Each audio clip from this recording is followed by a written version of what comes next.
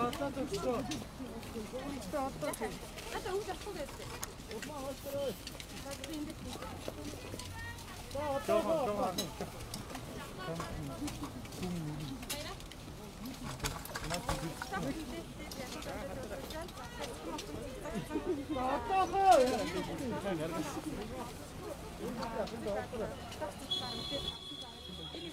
бүхэнд энэ өдрийн мэнд хүргэе.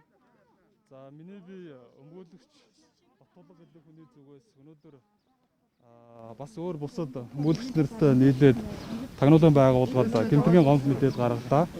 За энэ ямар учиртай гомд мэдээлэл вэ гэхээр та бүхэн мэдж байгаа бах 2021 оны 2 сарын 20-ны өдөр захим орчинд за Баянсүртэн үргийн нутаг дэвсгэрт байрлах нэгэн байрны орцны бичлэг цацагдсан.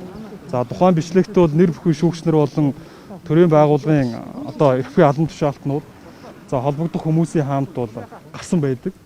За дээрх одоо тэр бичлэг цацагдаад байгаа нэр бүхий шүүгчнэр болон төрийн одоо холбогдох албан тушаалтнуудыг прокурорын зөвшөөрлгүйгээр за цагдаагийн байгууллагаас юм болон за холбогдох одоо эрхвээ албан тушаалтнууд за дагсан, за тагнасан, за мөрдсөн гэдэг ийм одоо үйл баримтууд байж болзошгүй одоо нөхцөл байдал үүссэн. За энэ тухайн нөхцөл байдал нь бол эрүүгийн хуулийн 21.13-т заасан гүйцэтгэх ажлын хууль тогтоомж зөрчсөн байж болзошгүй ийм үйл тогтоогдоод байгаа. Тийм учраас тухайн одоо энэ эрүүгийн хуулийн заасан гэмтрийг шалгуулахаар мөөлөгчдийн зүгээс бол тагнуулын ерөнхий газарт одоо гомдол гаргалаа. За тухайн одоо тэр бичлэгтэр дурддагдаад байгаа нэр бүхий эмэгтэйчүүд бол одоо хууль зүйн тусалцаа авъя гэдэг мөөлөгчдийн одоо мөөлөгчд хандсан. За тухайн одоо үйлчлэгчдийн өгж байгаа мэдээллээр бол тухайн эмэгтэйчүүдэд бол одоо цагдаагийн байгууллагын эрхвээ албан тушаалтнууд за маш олноороо за амралтын өдөр ажлын бос цагаар за гэрээс нь одоо баривчилж ирээд за нийтдээ 10 гаруй цаг одоо тайлбар мэдүүлэг авсан байна. За ингэхдээ одоо холбогдох одоо тулгадаг те эрүүл шүүлт тулгасан байж болзошгүй ийм нөхцөл байдал үүсэж байгаа. За энэтэй холбогдуулаад мөн одоо мөөлөгчдийн зүгээс тухайн үйлчлэгчдийн хэлж байгаа нөхцөл байдал бол бас холбогдох хууль тогтоом зөрчсөн байна. Зөрчсөн байж болзошгүй гэж үзээд за нийслэлийн прокурорын газар болон улсын ерөнхий прокурор за цагдаагийн ерөнхий газрын харьяа тусгай субъектыг мөрдөн шалгах хэлтэст за бид нар мөн гомдол гаргаад байгаа. За ийм үйл баримтын талаар л одоо бид нэр өгсөн. За та бүхэнд одоо асуулт байвал.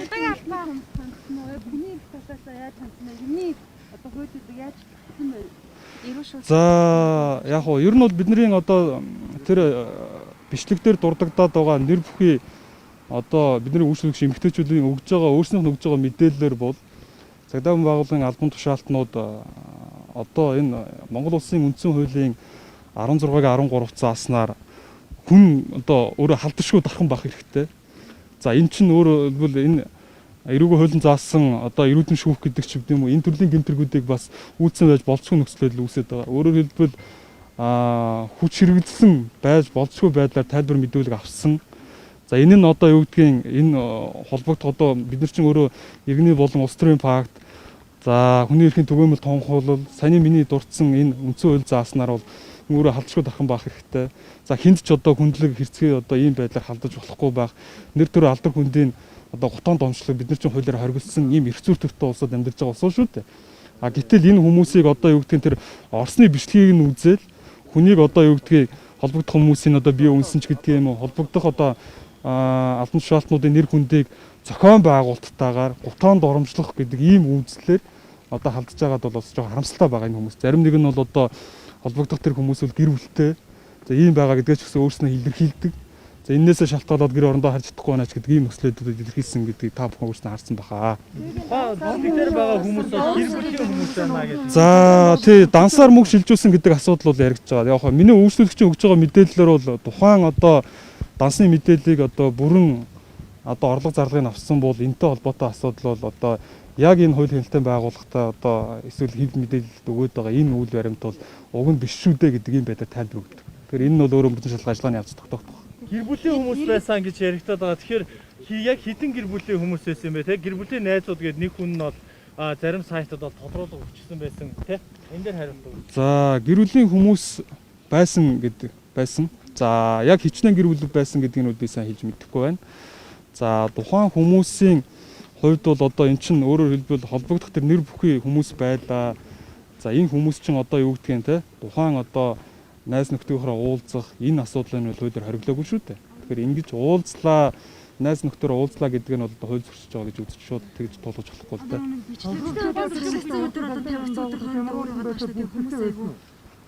Тийм тэр өмнөх өдрийн одоо бичлэгтэй холбоотой асуудал бол яг хуу зарим нэг хүмүүс л энэ өөрөө хөлрөө тогтооцсон байх үед бол одоо уулзлаа барьдлаа энэ чинь хууль тогтоом зөрчиж байгаа юм шүү гэж хэлж байгаа юм л дээ. Тэрийг бол тодруулж үзсэн. Энэ нь бол өөрөө тэр хөлрөө суларсан байх үед тийм биш байх цаг хугацаанд уулзсан юм асуудал байгаа юм. За бичлэг чинь сөөхөөсөө цацагдаад алдагдсан байна шүү дээ. Анх тавигдсан бичлэгийн их сурвалжаа.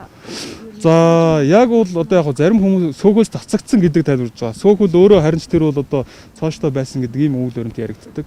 Харин ч эсрэгээр энэ дээр бол харин одоо бидний өмгөөлөгчдийн хардж байгаа энэ хууль заасан хардах эрхийнхээ хүрээнд бол манай мөрдөн шалгах байгууллагуудын зүгээс тухайн нэр бүхий шүүгчнэр болон төрийн байгууллагын шалгалтын дээр тагнасан дагсан, мөрдсөн энэ нь өөрөө гүйцэтгэх ажлын хууль тогтоом зөрчсөн байж болчихвол үйл өрөнд байгаад байна. Энтэй холбоотой асуудлыг тагнуулсан байгаа юм байна.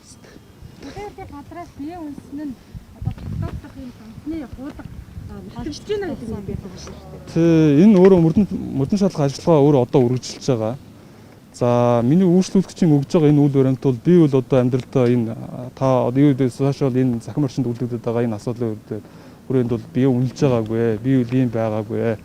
Харин одоо энийг мөрдөн шалгаж тогтоогоогүй зөвхөн дансанд орж ирсэн нэг гүйлгээг үндэслэнгүүтээ ингэж үнэлж байгаа нь өөрөө хуулиас байна л гэж үзэж байгаа. Харин тэр ямар учраас нийт одоо орж гарсан тэр дансны гүйлгээг хэрвээ шүүж үзэх юм бол энэ үйл өрөөнд үүсгэтнэ гэдэг өөрөө тайлбар хэлдэг. Тэрийгэж өөрөө өчигдөр хэлж байгаа шиг байна. За баярлалаа та бүхэн. Өмгөөлөгчдөх биш гэсэн үг юм уу? Шүүгчнээс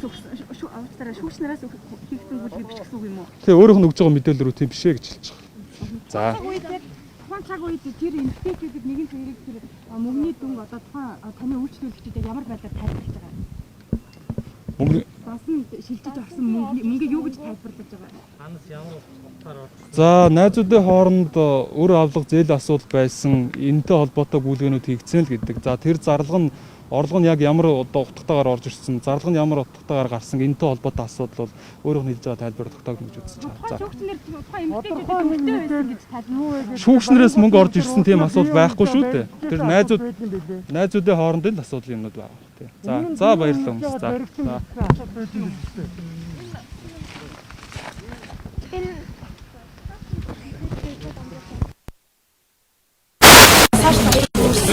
Шүүгчнэр бие үнэлэхэд зохион байгуулсан байж